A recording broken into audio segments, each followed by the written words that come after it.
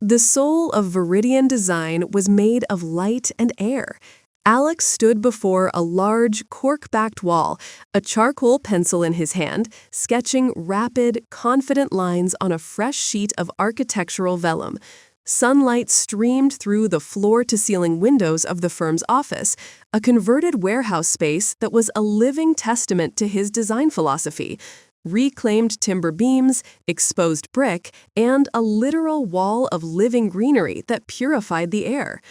"If we cantilever the western terrace," he said, his voice alive with a passion that was almost electric, "we can maximize the afternoon sun without increasing the thermal load. We'll use a passive solar design, let the building heat and cool itself."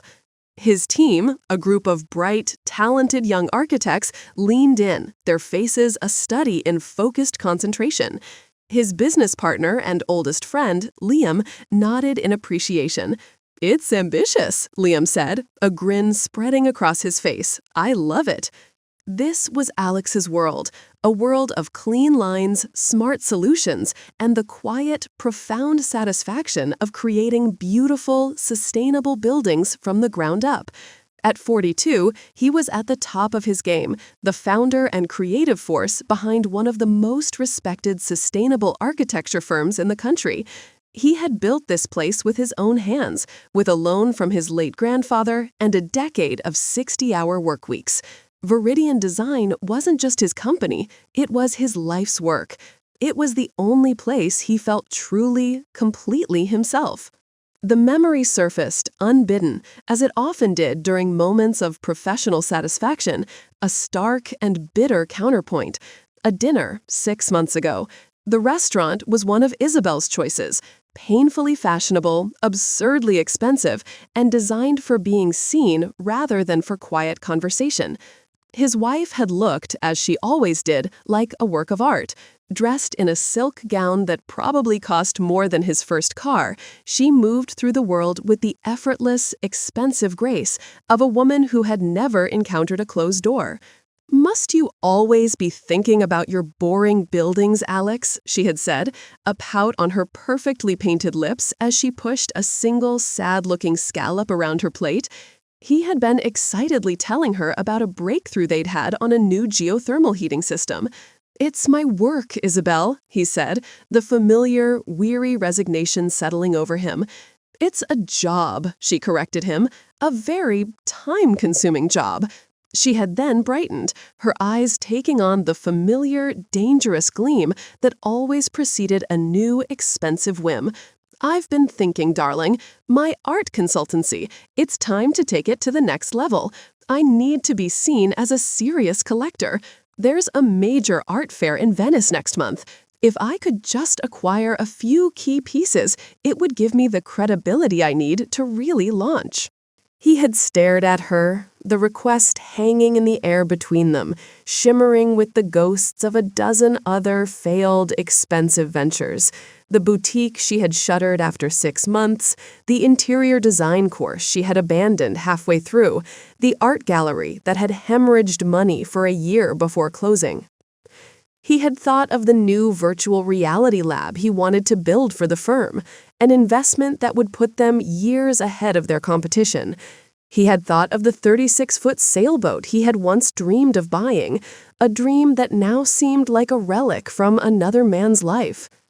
"Izzy," he'd started, the protest already dying on his lips. "Don't be a bore, Alex," she'd said, reaching across the table to place her cool, delicate hand on his. Her touch was not a caress, it was a closing argument. "It's an investment. In us. In our future." And he had done what he always did. He had sacrificed a piece of his own dream, a piece of his company's future, on the altar of her happiness. He had agreed. He had transferred the money from his personal investment account, the one he had seeded with the inheritance from his grandfather. And he had watched her spend it on art that now sat in a temperature-controlled storage unit, another monument to her fleeting, expensive passions. That was the silent burden of their marriage. He was the architect, the builder, the creator of solid, lasting things. She was the beautiful, beloved, and endlessly costly client, and her desires were the only blueprints that mattered. He came home late that evening, his mind still buzzing with the creative energy from the design meeting. Their house, a starkly beautiful, minimalist cube of glass and steel that had been featured in an architecture magazine, was Isabel's masterpiece. It was a stunning piece of design, but it had never felt like a home.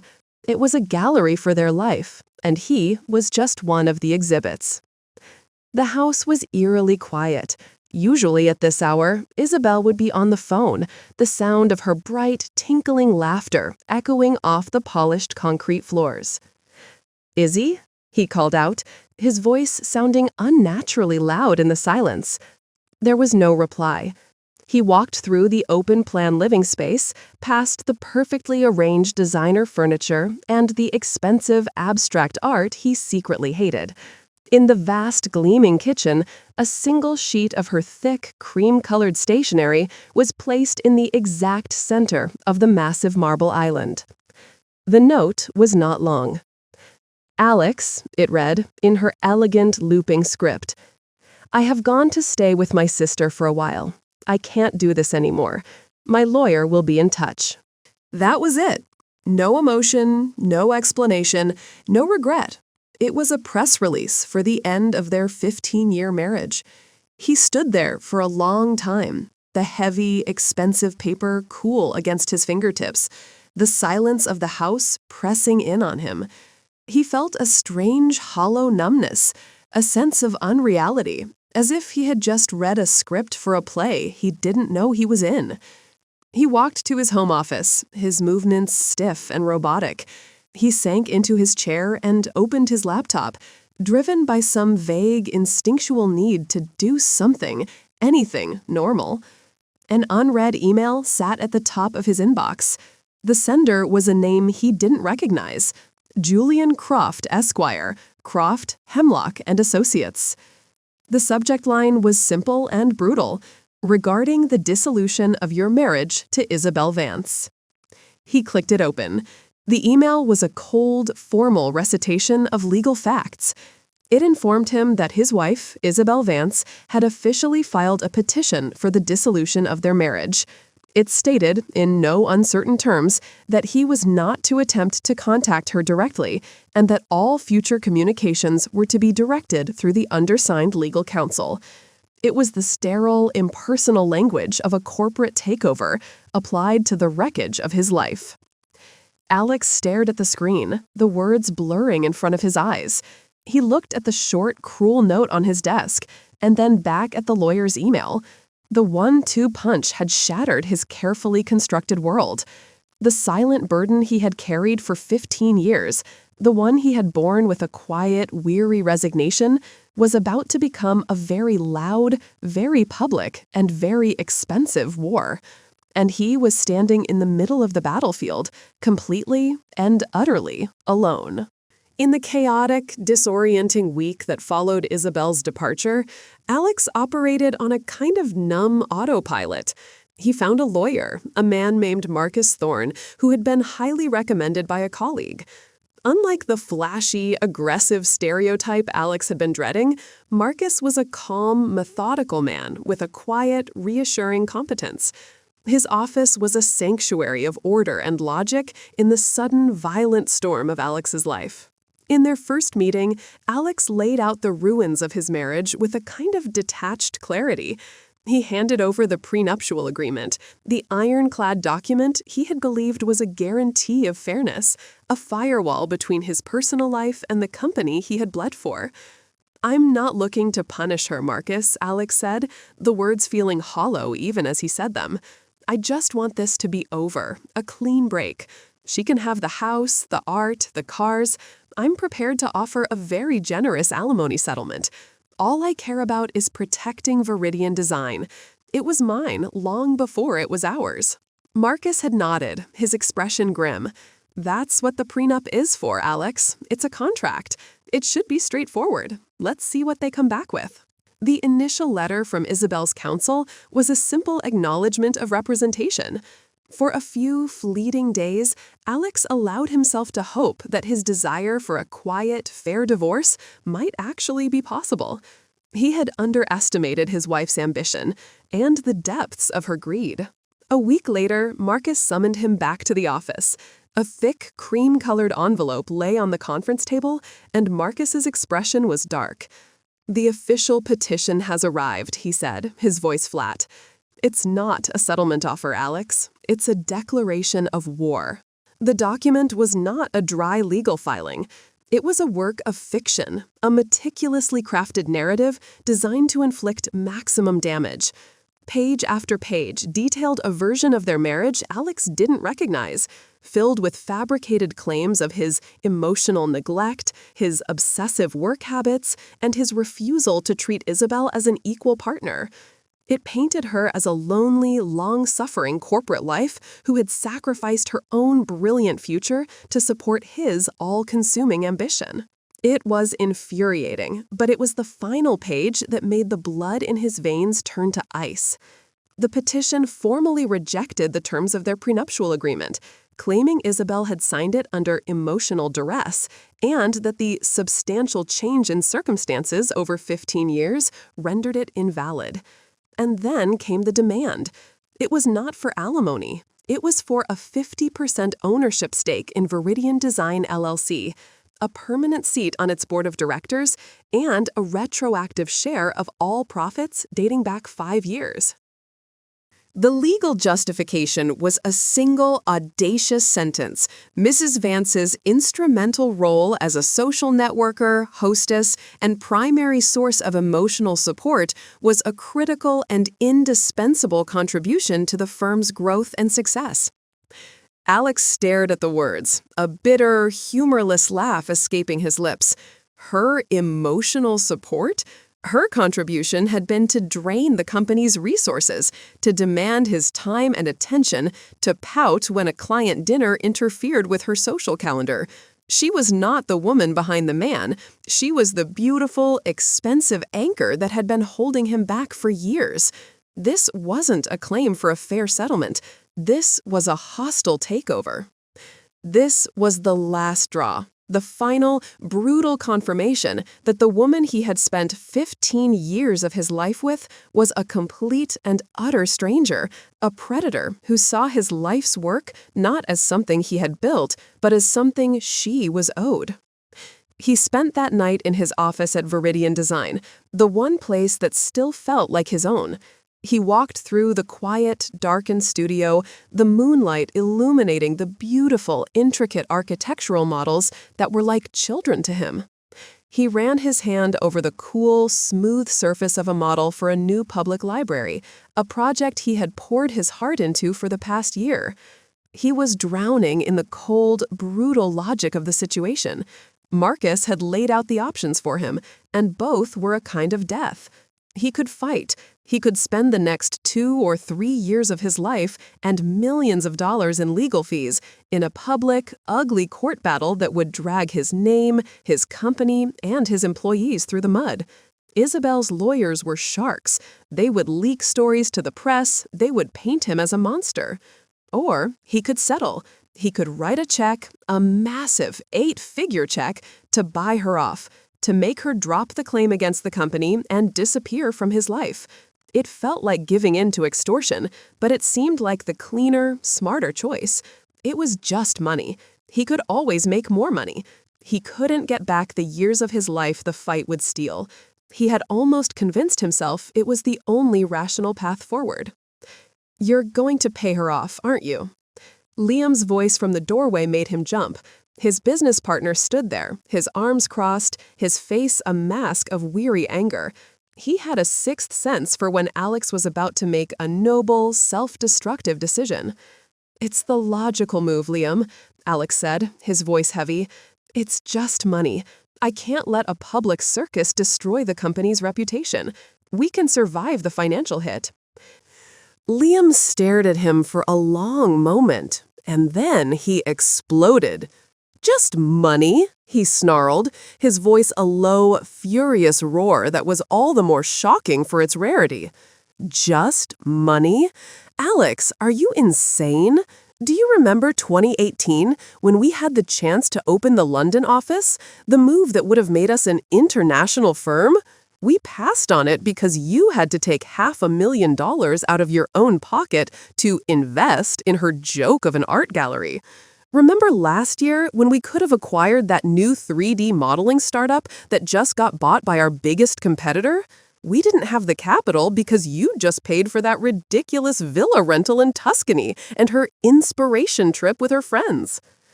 Liam took a step closer, his eyes blazing. It has never been just money, Alex. It has been the blood of this company. It has been our future. For 15 years, you have been letting her bleed this firm dry to fund her whims, and you called it a marriage. Now she wants to come back, stick a tap in the main artery, and claim half the body? Hell no!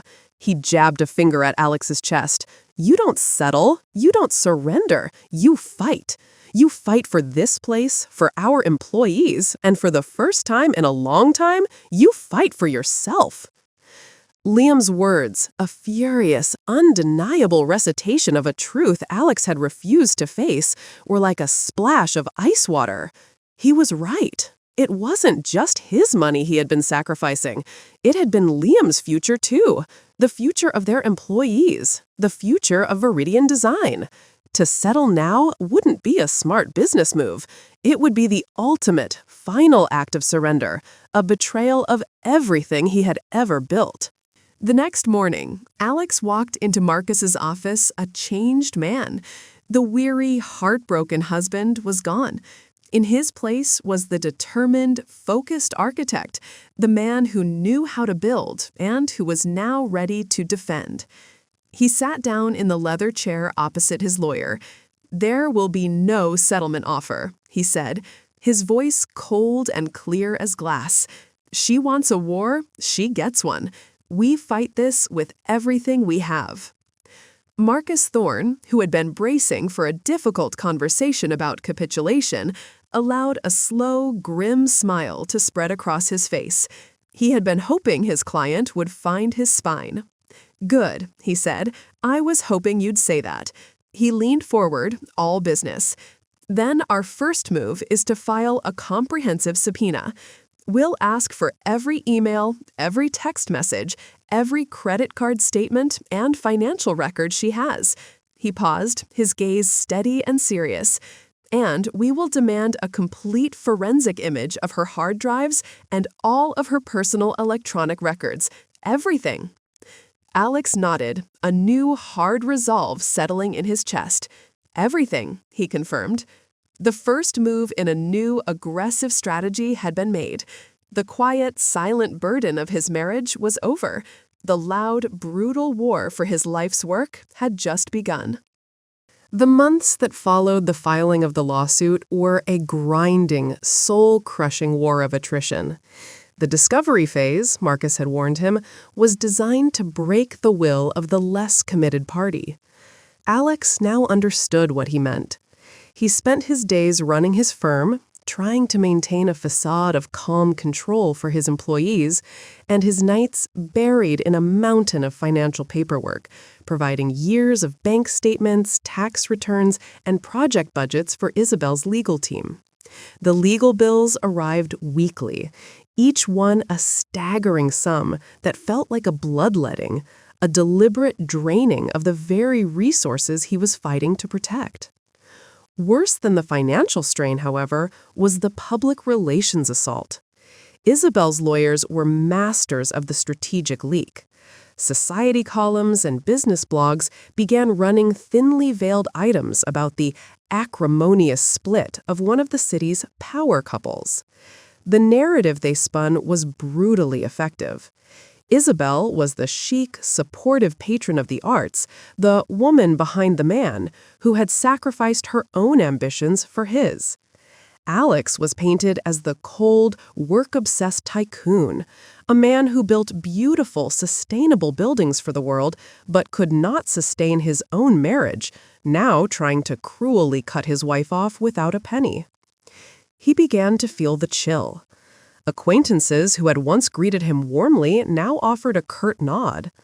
A potential client mentioned they were re-evaluating their options, pending the resolution of his personal matters. The lies, repeated often enough, were beginning to take on the weight of truth. This was the fragmentation, the constant public assault on his character, the legal demand to justify his own life's work, and the sheer venomous hatred coming from the woman he had shared a bed with for 15 years began to wear him down. He stopped sleeping. He lost his appetite. He would find himself staring blankly at blueprints, the familiar passion for his work replaced by a dull, persistent hum of anxiety and despair. The woman he thought he had known, the one he had loved, had been a phantom. In her place was a cold, calculating stranger who was not just leaving him, but actively trying to destroy him. He hit rock bottom one Tuesday night, staring at a legal bill for $50,000 for forensic accounting services, and felt the overwhelming urge to just give up, to sign whatever they wanted, to give them the money, the company, anything to make the noise stop. It was Liam who found him in the office late that night, staring bleakly at the invoice. "Still here?" Liam asked, his voice gentle. "I was just calculating how many of our employees' annual salaries are in this one bill," Alex said, his voice hollow. "Maybe I should just give it to her, Liam. Let her have it. Let her gut the company and sell it for parts. At least then there would be peace."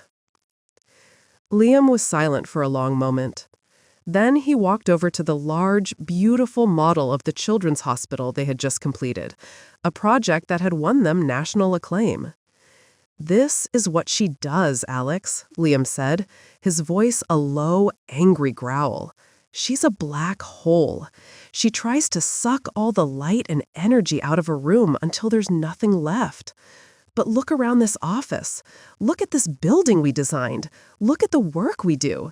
This is real. It has weight. It helps people."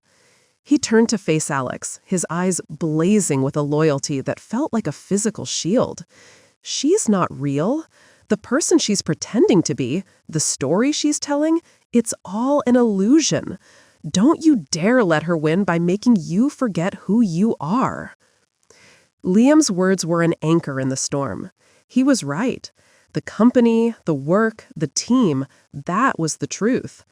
Isabel and her lies were the fiction. The thought didn't make the pain go away, but it gave him the strength to hold on, to endure one more day.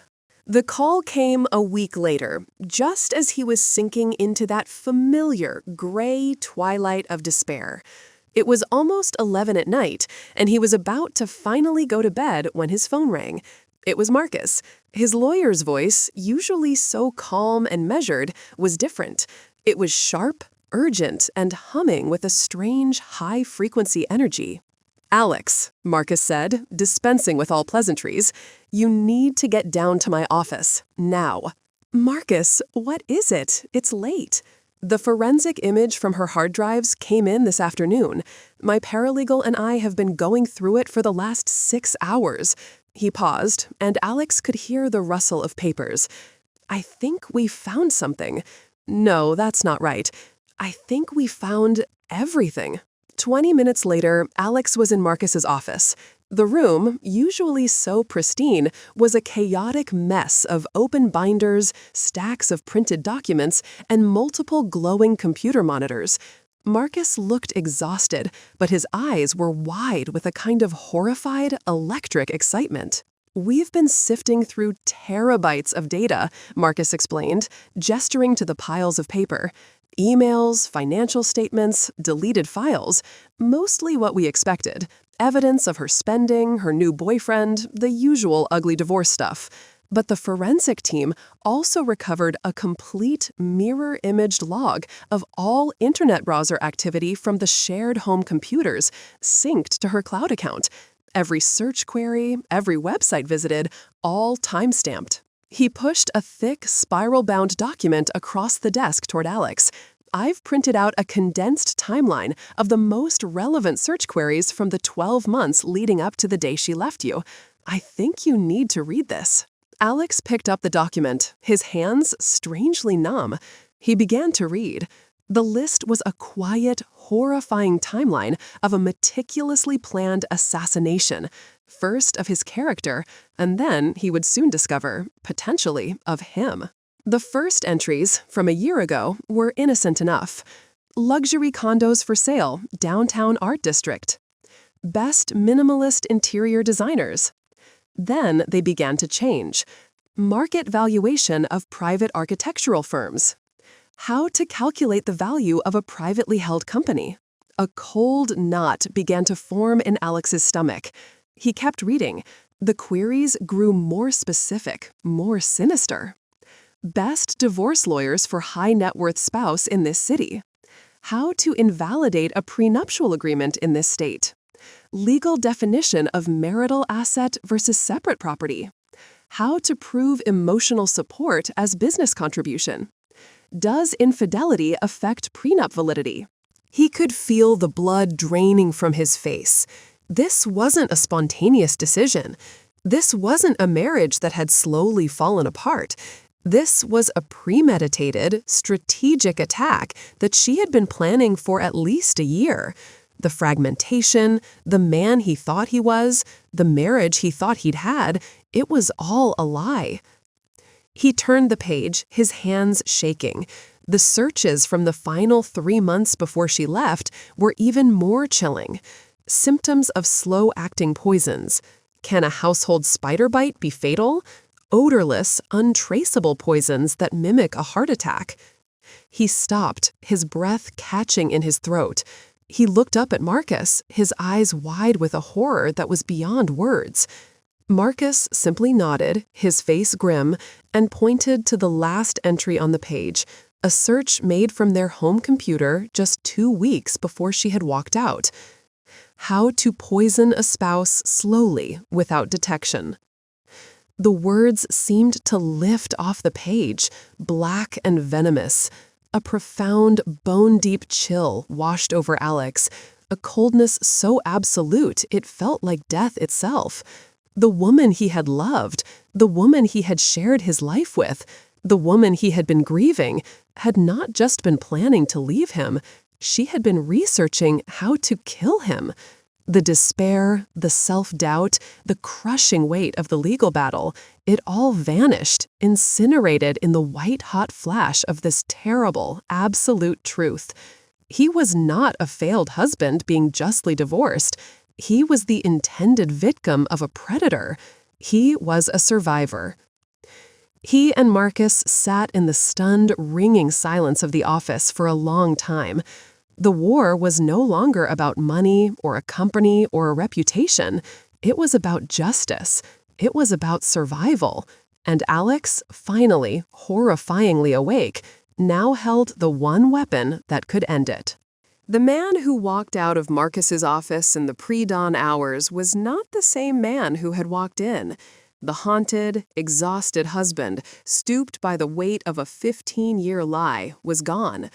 In his place stood an architect, a man who understood the importance of a solid foundation and who had just discovered that the entire structure of his marriage had been built on rotten, poisoned ground. The discovery of Isabel's search history was not a heartbreak, it was a liberation.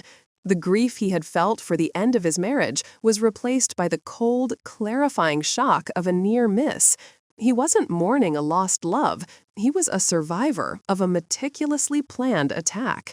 This new, cold resolve was immediately apparent to everyone around him.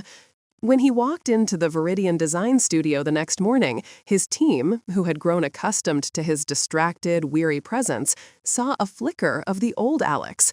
He led a design review for a new community arts center with a clarity and decisive passion he hadn't shown in months. "He's back," Liam whispered to another senior partner, a look of profound relief on his face. He was right.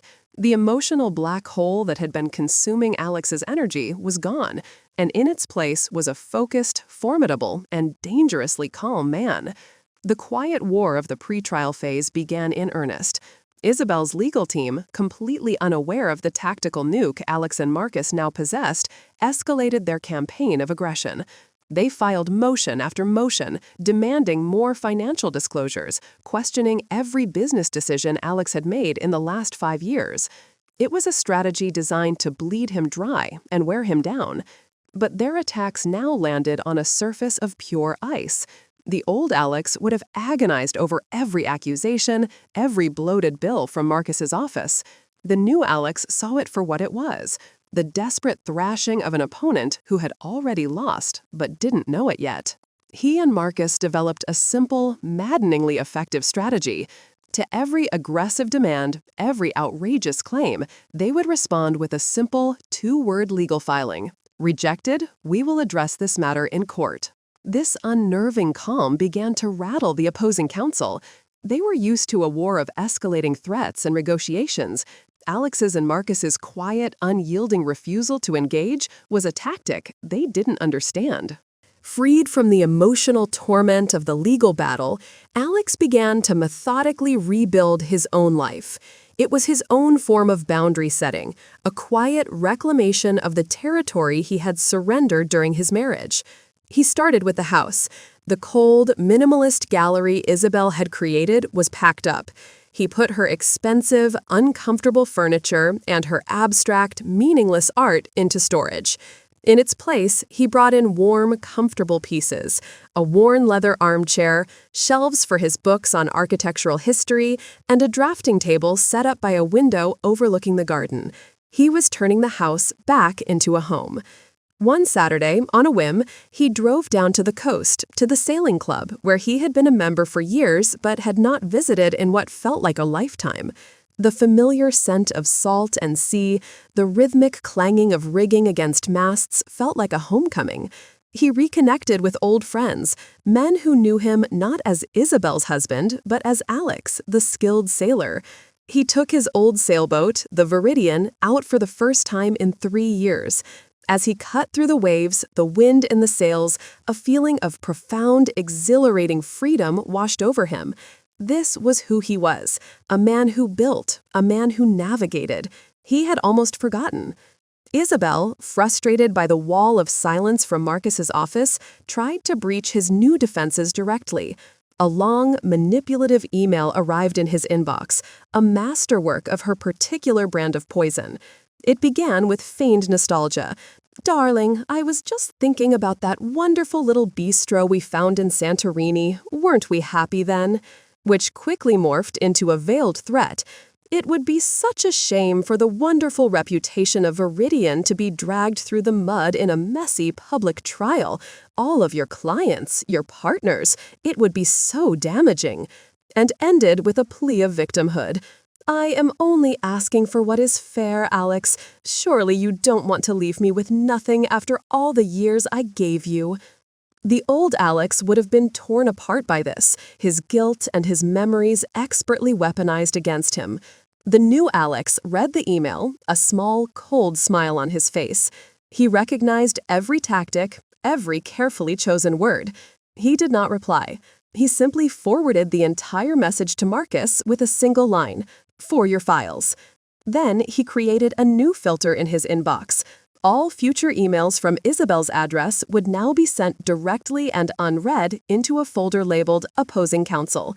He had cut off her direct line to his emotions for good. The final settlement conference was the centerpiece of their quiet war. It was the last chance to avoid a full-blown trial. They met in a neutral conference room at a mediation firm, a sterile, beige space designed for conflict resolution. Isabel and her lawyer, Julian Croft, were the picture of confidence. Isabel was dressed in a soft, elegant suit, her expression one of sorrowful resolve, the perfect image of a wronged wife. Croft was all aggressive, predatory energy. They clearly believed they had Alex on the ropes, that the threat of a public, reputation-destroying trial would finally force him to capitulate. Croft laid out their final, generous offer. It was still an outrageous demand for a massive portion of the company's value, barely a concession from their original claim. He made a long, condescending speech about the risks of litigation, the damage to Alex's public standing, and the wisdom of a quick, quiet resolution. Isabel added her own tearful performance. "I don't want to fight, Alex," she said, her voice trembling. "I just want what's fair, so I can move on and build a new life. Please don't drag us both through a horrible public ordeal." Marcus and Alex listened patiently, their expressions unreadable. When the performance was finally over, a long, heavy silence settled over the room. Isabel and Croft looked at them, expectant, waiting for the counteroffer, for the inevitable negotiation to begin. Alex looked at his wife, at the beautiful, familiar face of the stranger who had researched how to kill him, and he felt nothing but a profound, chilling emptiness. He gave Marcus a slight, almost imperceptible nod. Marcus, who had been sitting back in his chair, leaned forward and closed his leather-bound notepad with a soft, final click. He looked directly at Julian Croft and smiled a thin, cold, and utterly terrifying smile. "Thank you for your presentation," he said, his voice calm and clear as a bell. "We reject your offer in its entirety." He stood up, signaling the meeting was over. Isabel and her lawyer stared at them, completely stunned. "You're not going to make a counter-offer?" Croft sputtered, his confident bluster gone. "No," Marcus said, his smile never wavering. "We are not. We will see you in court." The official notice from the court arrived a week later. The trial date was set for 6 weeks from now. Alex looked at the document, at the date circled in red on his calendar, and felt no dread. He felt no fear. He felt only a sense of grim, final purpose.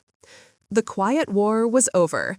Isabel had demanded a public stage for her performance, and he was about to give her one. The final, public battle was about to begin. The countdown had started, and he, the man who held the truth, was ready. The courtroom was a theater of hushed, expectant silence. For 3 days, Alex had sat at the defense table, a stoic, unreadable statue, while Isabel's lawyer, Julian Croft, had painted a masterpiece of fiction. Today, Isabel herself was on the witness stand, and her performance was breathtaking. Dressed in a conservative, dove-gray suit, she was the very picture of wronged womanhood. She spoke in a soft, trembling voice, dabbing at her eyes with a silk handkerchief at precisely the right moments. She told the court of the lonely dinners, the canceled vacations, the endless stream of clients she had been expected to charm and entertain. She spoke of her selfless support and how she had sacrificed her own identity to become the woman behind the great man. She was compelling, she was sympathetic, and she had the judge and the entire room in the palm of her hand. When her lawyer finally said, "No further questions, Your Honor," a palpable wave of sympathy washed through the courtroom. Alex felt a familiar, cold dread. She was going to win. This woman he didn't even know, this brilliant, beautiful actress, was going to win. He looked at Marcus, but his lawyer's face was a calm, unreadable mask. "Mr. Thorne," the judge prompted, "your cross-examination." Marcus stood up slowly. "Thank you, Your Honor." He approached the witness stand, his movements deliberate, his demeanor almost gentle. "Mrs. Vance," he began, his voice soft, "you testified that you saw your role in the marriage as a significant and vital contributor to your husband's success. Is that correct?" "Yes," Isabel said, her voice full of a sad, noble conviction. "I believed we were a team." "And you feel that the prenuptial agreement, signed 15 years ago, no longer reflects the true nature of that teamwork?"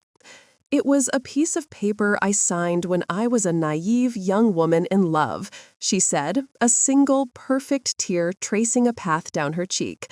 "I had no idea the sacrifices I would be expected to make." Marcus nodded, as if in sympathy. He let her answer hang in the air for a long moment. Then he turned to the defense table.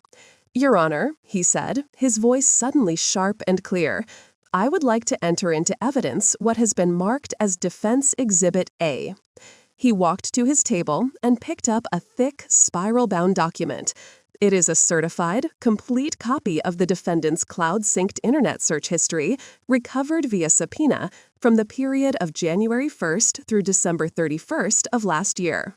A confused murmur went through the room. Isabel's lawyer, Croft, looked momentarily baffled but raised no objection.